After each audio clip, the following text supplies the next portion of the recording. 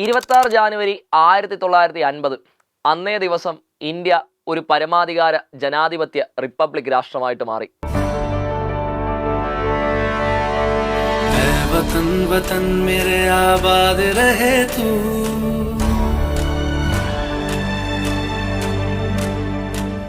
അപ്പോൾ എന്താണ് ഒരു റിപ്പബ്ലിക് രാഷ്ട്രം? നമ്മുടെ ഇന്ത്യയുടെ ആ റിപ്പബ്ലിക് ദിനത്തിന്റെ ചരിത്രം എങ്ങനെയാണ് ഇന്ത്യ റിപ്പബ്ലിക് ആയിട്ട് മാറിയത്? റിപ്പബ്ലിക് ദിനത്തിന്റെ സിഗ്നിഫിക്കൻസ് എന്താണ്? ഈ ഒരു കാര്യങ്ങളാണ് നമ്മൾ ഇന്നത്തെ ഒരു വീഡിയോയിൽ നമ്മൾ പരിശോധിക്കാനായിട്ട് പോകുന്നത്. ഹലോ, നമസ്കാരം. സൈലം PSCയിലേക്ക് ഏവർക്കും സ്വാഗതം. എൻ്റെ പേര് ആനന്ദ്. അപ്പോൾ നമ്മൾ ആ റിപ്പബ്ലിക് ദിനവുമായി ബന്ധപ്പെട്ട ചരിത്രത്തിലേക്ക് പോകുന്നതിന് മുമ്പ് വളരെ രസകരമായിട്ടുള്ള ഒരു ഇൻട്രസ്റ്റിംഗ് ഫാക്ട് ഞാൻ നിങ്ങൾക്കൊന്ന് പറഞ്ഞുതരാം. ഇപ്പം നമ്മൾ സ്വാതന്ത്ര്യദിനം എല്ലാ വർഷവും ഓഗസ്റ്റ് 15-ാം തീയതി നമ്മൾ ആചരിച്ചു വരുന്നു അല്ലേ? അപ്പോൾ സ്വാതന്ത്ര്യദിനത്തിന് നമ്മുടെ പ്രധാനമന്ത്രി നമ്മുടെ ദേശീയ പതാക ഉയർത്തുന്നു. അതിനെ നമ്മൾ പറയുന്നത് എന്താണ്? ഫ്ലാഗ് ഹോയിസ്റ്റിംഗ് എന്നാണ് നമ്മൾ പറയുന്നത് അല്ലേ? അതേസമയം റിപ്പബ്ലിക് ദിനത്തിൻ്റെ അന്ന് നമ്മുടെ രാഷ്ട്രപതി ദേശീയ പതാക ഉയർത്തി എന്നല്ല നമ്മൾ പറയാം, അല്ലെങ്കിൽ ഫ്ലാഗ് ഹോയിസ്റ്റ് ചെയ്തു എന്നല്ല നമ്മൾ പറയുന്നത്. നമ്മളവിടെ അൺഫ്ലറിങ് ദ നാഷണൽ ഫ്ലാഗ് എന്നാണ് നമ്മൾ പറയാം. അപ്പോൾ ഈ പറയുന്ന ദേശീയ പതാക നമ്മൾ ഹോയിസ്റ്റ് ചെയ്യുന്നു എന്നുള്ളതും അൺഫ്ലർ ചെയ്യുന്നു എന്ന് പറയുന്നതിന് തമ്മിലുള്ള വ്യത്യാസം എന്താണ് എന്ന് ആദ്യം നമുക്ക് നോക്കാം. അപ്പോൾ ഓഗസ്റ്റ് 15, 1947 ഇന്ത്യക്ക് സ്വാതന്ത്ര്യം ലഭിക്കുകയാണ് ചെയ്തത്. നമ്മുടെ ആദ്യ പ്രധാനമന്ത്രിയായിരുന്ന ജവഹർലാൽ നെഹ്റു നമ്മുടെ റെഡ് ഫോർട്ടിലെ ലാഹോറി ഗേറ്റിൽ ദേശീയ പതാക ഉയർത്തുന്നു എന്നുള്ളത് നോക്കി. നമ്മൾ ആ ഒരു ദേശീയ പതാക നമ്മുടെ കൊടിമരത്തിൽ നമ്മൾ എന്താണ് ഏറ്റവും താഴെ നിന്ന് നമ്മൾ എന്ത് ചെയ്യാണ്, ഏറ്റവും മുകളിലേക്ക് നമ്മൾ എന്ത് ചെയ്യാണ്, കൊടിമരത്തിൽ നമ്മൾ ദേശീയ പതാക ഉയർത്തുകയാണ് ചെയ്യുന്നത്. അത് കാണിക്കുന്നത് എന്ന് വെച്ച് കഴിഞ്ഞാൽ നമ്മൾ ഈ ഒരു അടിമത്വത്തിൽ നിന്നും അരാജകത്വത്തിൽ നിന്നും നമ്മുടെ രാജ്യം സ്വാതന്ത്ര്യത്തിലേക്ക് ഉന്നതിയിലേക്ക് എത്തിയിരിക്കുന്നു എന്നുള്ളത് സൂചിപ്പിക്കുകയാണ് അത് ചെയ്യുന്നത്. അതാണ് നമ്മൾ ഫ്ലാഗ് ഹോയിസ്റ്റിംഗ് കൊണ്ട് നമ്മൾ ഉദ്ദേശിക്കുന്നത്. പക്ഷെ അതേസമയം നമ്മൾ റിപ്പബ്ലിക് ദിനത്തിൻ്റെ അന്ന് ദേശീയ പതാക നമ്മൾ അൺഫ്ലർ ചെയ്യുകയാണ് ചെയ്തത്. അവിടെ സംഭവിക്കുന്നതെന്ന് വെച്ചാൽ നമ്മൾ കൊടിമരത്തിൻ്റെ ഏറ്റവും മുകളിൽ നമ്മുടെ ദേശീയ പതാക എന്തിരിക്കുകയാണ്, അവിടെ കെട്ടിവെച്ചിരിക്കുകയാണ്. അവിടെ നമ്മുടെ ദേശീയ പതാക വിടർത്തുകയാണ് എന്നൊരു സെൻസാണ് നമുക്കുള്ളത്. അതായത് ഓൾറെഡി നമ്മൾ എന്ത് ചെയ്തു, സ്വാതന്ത്ര്യം നേടിക്കഴിഞ്ഞു. ആ സ്വാതന്ത്ര്യം നേടിക്കഴിഞ്ഞത് നമ്മൾ റിപ്പബ്ലിക്കായിട്ട് മാറി നമ്മൾ എന്താണ്, നമ്മളതൊരു വിശാലമായൊരു കാഴ്ചപ്പാട് നമ്മളത് ആഘോഷിക്കുന്നു എന്നൊരു തലത്തിലേക്ക് എന്ത് ചെയ്യാണ്, വരികയാണ് ചെയ്തത്. അതാണ് നമ്മൾ ഈ പറഞ്ഞ ഹോയിസ്റ്റിങ്ങും അൺഫ്ലറും തമ്മിലുള്ള വ്യത്യാസം എന്ന് പറയുന്നത്. ഓക്കെ, ഇത് നമുക്ക് ആ ഒരു റിപ്പബ്ലിക് ദിനത്തിന്റെ ചരിത്രത്തിലേക്ക് നമ്മളൊന്ന് വരികയാണ് എന്നുണ്ടെങ്കിൽ 13 ഡിസംബർ 1946 നെഹ്റു ഭരണഘടനാ നിർമ്മാണ സഭയിൽ ലക്ഷ്യപ്രമേയം അവതരിപ്പിച്ചു. ആ ലക്ഷ്യപ്രമേയത്തിൽ നെഹ്റു പറഞ്ഞിരുന്ന ആദ്യത്തെ കാര്യം തന്നെ എന്ന് പറയുന്നത് ഇന്ത്യ ഒരു സ്വതന്ത്ര ജനാധിപത്യ റിപ്പബ്ലിക് രാഷ്ട്രമാകുമെന്നായിരുന്നു പറഞ്ഞിരുന്നത്. പക്ഷെ പിന്നീട് നമ്മൾ അങ്ങോട്ട് വരുന്ന സമയത്താണെങ്കിലും ഇതിൽ നിന്ന് ചെറിയൊരു വ്യതിയാനവും മറ്റും സംഭവിക്കുകയൊക്കെ ചെയ്തിട്ടുണ്ടായിരുന്നു. നമ്മുടെ രാഷ്ട്രം ഒരു കോമൺവെൽത്ത് രാഷ്ട്രമാണ് എന്ന രീതിയിലൊക്കെ മതി എന്നൊരു ചർച്ചയും മറ്റു കാര്യങ്ങളൊക്കെ ഭരണഘടനാ നിർമ്മാണ സഭയിൽ വരികയും ചെയ്തിട്ടുണ്ടായിരുന്നു. ആ ഒരു കോമൺവെൽത്ത് രാഷ്ട്രമാണ്, ഇന്ത്യ ഒരു കോമൺവെൽത്ത് രാഷ്ട്രമാണ് എന്നുള്ളത് നമ്മുടെ മെയ് മാസം 1949 ഭരണഘടനാ നിർമ്മാണ സഭയിൽ നടന്ന ചർച്ചയിൽ അത് റാറ്റിഫൈ ചെയ്തെടുക്കുകയും നമ്മൾ ചെയ്യുകയായിരുന്നു. പിന്നീട് അവസാനം നമ്മുടെ ഭരണഘടന നിലവിൽ വരുമ്പോൾ 26 ജാനുവരി 1950 നമ്മുടെ രാഷ്ട്രം ഒരു സ്വതന്ത്ര പരമാധികാര റിപ്പബ്ലിക് രാഷ്ട്രം എന്ന നിലയിലേക്ക് എന്ത് ചെയ്യാണ്, മാറുകയാണ് ചെയ്തത് 26 ജാനുവരി 1950. എന്തുകൊണ്ടാണ് 26 ജാനുവരി 1950 നമ്മൾ റിപ്പബ്ലിക് ദിനമായിട്ട് തിരഞ്ഞെടുക്കാൻ കാരണമെന്ന് ചോദിച്ചു കഴിഞ്ഞാൽ അത് നമ്മൾ സ്വാതന്ത്ര്യ സമര കാലഘട്ടത്തിലേക്ക്, അതിന്റെ ചരിത്രത്തിലേക്ക് നമ്മളൊന്ന് പോകേണ്ടതായിട്ടിരിക്കുന്നു. നമുക്ക് 1929 ലാഹോറിൽ വെച്ച് നടന്ന കോൺഗ്രസ് സമ്മേളനത്തിൽ പൂർണ്ണ സ്വരാജ് എന്നൊരാവശ്യം ഇന്ത്യൻ നാഷണൽ കോൺഗ്രസ് ആവശ്യപ്പെടുകയായിരുന്നു. അതിനുശേഷം തൊട്ടടുത്ത വർഷം 1930 ജനുവരി 26 നമ്മുടെ രാജ്യത്ത് പൂർണ്ണ സ്വരാജ് എന്ന നിലയിൽ നമ്മൾ ആദ്യത്തെ സ്വാതന്ത്ര്യ ദിനം നമ്മൾ എന്ത് ചെയ്തു, ആഘോഷിക്കുകയും ചെയ്തു. 1947 ഓഗസ്റ്റ് 15 ഇന്ത്യക്ക് സ്വാതന്ത്ര്യം ലഭിക്കുന്നത് വരെ നമ്മൾ ഈ പറയുന്ന ജനുവരി 26 സ്വാതന്ത്ര്യ ദിനമായിട്ട് ആചരിച്ചു വരുന്നത് 17 വർഷം. പിന്നീട് നമ്മൾ ഭരണഘടനയ്ക്കൊക്കെ അംഗീകാരം കൊടുത്തു. ഭരണഘടന നിലവിൽ വരാനായിട്ടും ഇന്ത്യ ഒരു റിപ്പബ്ലിക് ദിനമായിട്ടും തിരഞ്ഞെടുത്തത് ഈ പറഞ്ഞ ജനുവരി 26 അത് പണ്ട് നമ്മൾ ആ ഒരു പൂർണ്ണ സ്വരാജ് ആചരിച്ചതിൻ്റെ ആ ഒരു എന്താണ്, ആ ഒരു ഓർമ്മയ്ക്കും അതിന് സ്മരണയ്ക്കും വേണ്ടിയിട്ടായിരുന്നു ജനുവരി 26, 1950 നമ്മൾ റിപ്പബ്ലിക് ദിനമായിട്ട് തിരഞ്ഞെടുക്കാനായിട്ട് നമ്മൾ തീരുമാനിച്ചത്.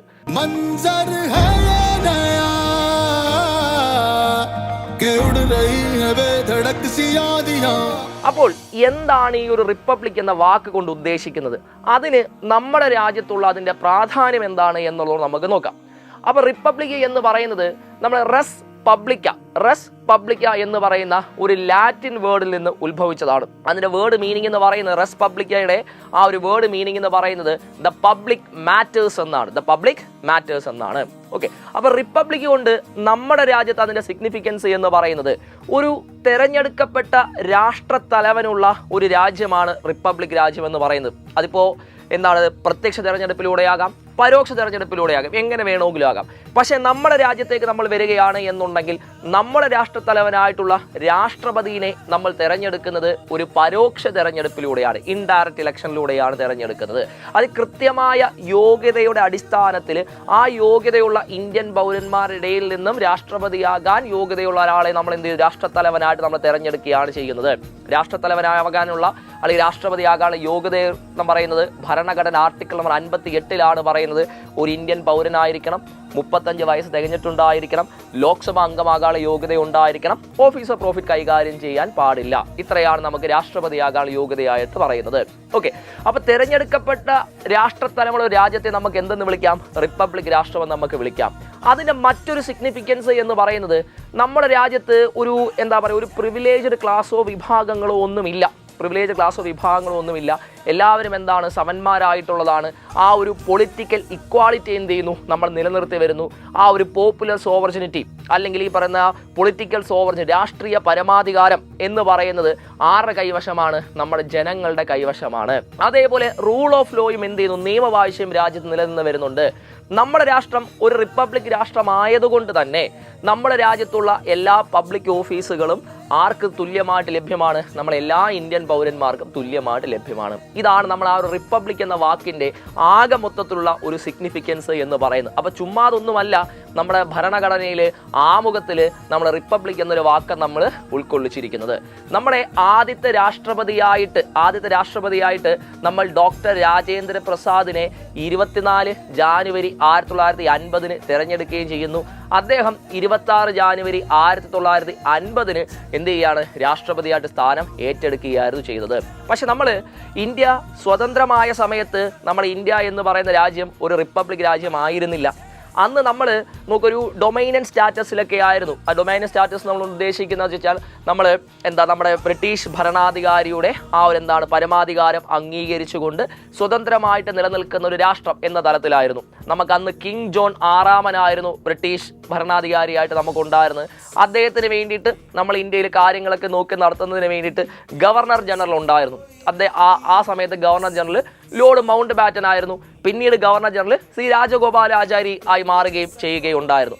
അപ്പോൾ 1950 ജനുവരി 26 നമ്മുടെ ആദ്യ രാഷ്ട്രപതിയായിട്ടുള്ള ഡോക്ടർ രാജേന്ദ്ര പ്രസാദ് സത്യപ്രതിജ്ഞ ചെയ്യുന്നു. അദ്ദേഹം എന്ത് ചെയ്യാണ്, നമ്മുടെ ദേശീയ പതാക ഉയർത്തുകയും ചെയ്യുകയാണ് ചെയ്തത്. അപ്പോൾ ഇതാണ് നമ്മുടെ റിപ്പബ്ലിക് ദിനത്തിന്റെ ആകെ മൊത്തത്തിലുള്ളൊരു ചരിത്രം എന്ന് നമ്മൾ പറയുന്നത്. ഇനി നമ്മൾ റിപ്പബ്ലിക് ദിനത്തിൽ നമ്മൾ നടക്കുന്ന വളരെ പ്രധാനപ്പെട്ട ഒരു ഇവന്റ് ആണ് നമ്മുടെ റിപ്പബ്ലിക് ദിന പരേഡ് എന്ന് പറയുന്നത്. 1950 ജനുവരി 26 നമ്മൾ ആദ്യത്തെ റിപ്പബ്ലിക് ദിന പരേഡ് നടന്നു. നമ്മുടെ ഇന്നത്തെ റിപ്പബ്ലിക് ദിന പരേഡ് നടക്കുന്നത് നമുക്കറിയാം എവിടെയാണ്, കർത്തവ്യ പാതയിലാണ് എന്ന് നമുക്കറിയാം. പക്ഷേ ആദ്യത്തെ റിപ്പബ്ലിക് ദിന പരേഡ് നടന്നത് ഈ കർത്തവ്യ പാതയിലായിരുന്നില്ല. ആദ്യത്തെ റിപ്പബ്ലിക് ദിന പരേഡ് നടന്നത് അന്നത്തെ നമ്മുടെ ഇർവിൻ ആംഫി തിയേറ്ററിലായിരുന്നു, അല്ലെങ്കിൽ ഇർവിൻ സ്റ്റേഡിയത്തിലായിരുന്നു. അത് നമ്മുടെ ഇന്നത്തെ മേജർ ധ്യാൻചന്ദ് സ്റ്റേഡിയത്തിലായിരുന്നു നടന്നത്, ഡൽഹിയിലുണ്ടായിരുന്ന. 2022 മുതലാണ് കർത്തവ്യ പാതയിൽ റിപ്പബ്ലിക് ദിന പരേഡ് നടത്തി തുടങ്ങിയത്. അപ്പോൾ ആദ്യത്തെ റിപ്പബ്ലിക് ദിന പരേഡ് നടന്നത് നമ്മുടെ എവിടെയായിരുന്നു, നമ്മുടെ ഇർവിൻ സ്റ്റേഡിയത്തിലായിരുന്നു നടന്നത്. അതിനുശേഷം നമുക്ക് രാംലീല മൈതാനത്തിലും റിപ്പബ്ലിക് ദിന പരേഡ് നടന്നിട്ടുണ്ടായിരുന്നു. കിങ്സ് പാത്ത് എന്നറിയപ്പെടുന്ന രാജ്പഥിലായിരുന്നു പിന്നീട് നമ്മുടെ റിപ്പബ്ലിക് ദിന പരേഡ് നമ്മൾ വന്നത്. 1955 മുതൽ നമ്മുടെ രാജ്പഥ് നമ്മുടെ റിപ്പബ്ലിക് ദിന പരേഡിന്റെ സ്ഥിരം വേദിയായിട്ട് തിരഞ്ഞെടുക്കുകയും ചെയ്തു. ഈ രാജ്പഥാണ് പിന്നീട് നമ്മൾ എന്തായിട്ട് മാറുന്നത്, കർത്തവ്യ പാതയായിട്ട് മാറുകയും ചെയ്യുന്നത്. അപ്പം നമുക്ക് റിപ്പബ്ലിക് ദിന ആഘോഷങ്ങൾ നമ്മൾ തുടക്കം കുറിക്കുന്നത് നമ്മൾ രാഷ്ട്രപതി നമ്മുടെ ദേശീയ പതാക ഉയർത്തിക്കൊണ്ടാണ്. രാഷ്ട്രപതി ഭവനിൽ നിന്നും നമ്മുടെ റിപ്പബ്ലിക് ദിന പരേഡ് നമ്മളിങ്ങനെ നടന്നു തുടങ്ങി നമ്മൾ രാജ്പഥിലേക്ക്, അതായത് ഇന്നത്തെ കർത്തവ്യ പഥിലേക്ക് നമ്മൾ എന്ത് ചെയ്യാണ്, എത്തുകയാണ് ചെയ്യുന്നത്. നമ്മുടെ റിപ്പബ്ലിക് ദിന ആഘോഷം നമ്മൾ തുടക്കം കുറിക്കുന്നത് രാഷ്ട്രപതി ദേശീയ പതാക അൺഫ്ലർ ചെയ്തുകൊണ്ടാണ്. അതിനുശേഷം നമ്മുടെ നാഷണൽ ആന്തം ആലപിക്കുന്നു. അതിനുശേഷം ഒരു 21 ഗൺ ഷോട്ടുകൾ നടത്താറുണ്ട്. നമ്മുടെ ഇന്ത്യൻ മിലിറ്ററിയുടെ ആർട്ടിലറി വിഭാഗത്തിൽ വരുന്ന 25 പോണ്ടേഴ്സ് എന്ന് പറയുന്ന പീരങ്കികൾ ഉപയോഗിച്ചുകൊണ്ടാണ് നമ്മൾ ഈ പറയുന്ന 21 ആചാര വെടികൾ അല്ലെങ്കിൽ 21 ഗൺ ഷോട്ടുകൾ നമ്മൾ നടത്തുന്നത്. നമ്മൾ ജനുവരി 26, 27, 28 ദിവസങ്ങളിലാണ് നമ്മൾ ഈ പറയുന്ന റിപ്പബ്ലിക് ദിന ആഘോഷങ്ങൾ നമ്മൾ നടത്തി വരുന്നത്. അതിനകത്ത് ഏറ്റവും പ്രധാനപ്പെട്ടതാണ് നമ്മുടെ റിപ്പബ്ലിക് ദിന പരേഡ്. ആ റിപ്പബ്ലിക് ദിന പരേഡ് നമ്മുടെ രാജ്യത്തിൻ്റെ വിശാലമായിട്ടുള്ള വാസ്റ്റ് ആയിട്ടുള്ള ഡൈവേഴ്സിറ്റി കൾച്ചർ, നമ്മുടെ രാജ്യത്തിൻ്റെ ആ ഒരു ഡെവലപ്മെൻറ്റ്, നമ്മുടെ രാജ്യത്തിൻ്റെ ആ ഒരു സൈനിക ശേഷി എല്ലാം നമ്മുടെ ലോക രാഷ്ട്രങ്ങളുടെ മുന്നിൽ തുറന്നു കാട്ടുന്ന തരത്തിലാണ് നമ്മൾ റിപ്പബ്ലിക് ദിന പരേഡുകൾ നമ്മൾ നടത്തുന്നത്.